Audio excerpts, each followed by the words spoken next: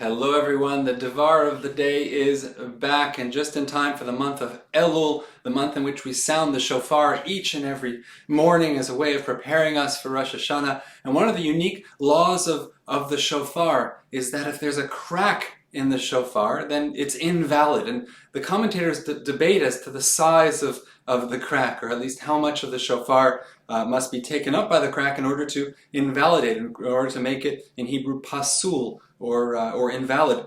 Rabbeinu Yonatan Melunil in the 12th century wrote that even a small, even a seemingly insignificant crack is enough to invalidate the shofar. Why? Because if one uses the shofar, if one blows into the shofar, if one puts force into the shofar, then even a small crack will become greater. Even the smallest blemish will be amplified.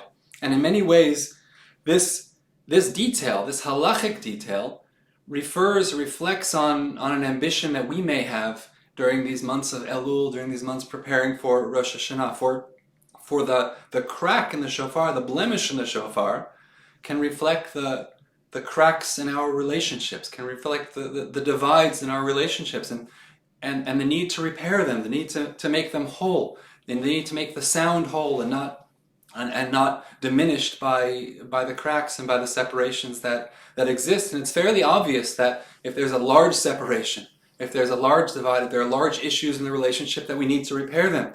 But the point of the shofar is that even those small differences, those small difficulties, can become much greater if left for a while. And so, as we prepare to turn to the Almighty on the high holy days and reflect on our relationship with God, these months of Elul are also dedicated to thinking of our relationships with each other and trying to heal any harm that might exist, or trying to make whole that which is cracked, even in our relationships with one another. Everyone, stay well and be well and stay connected.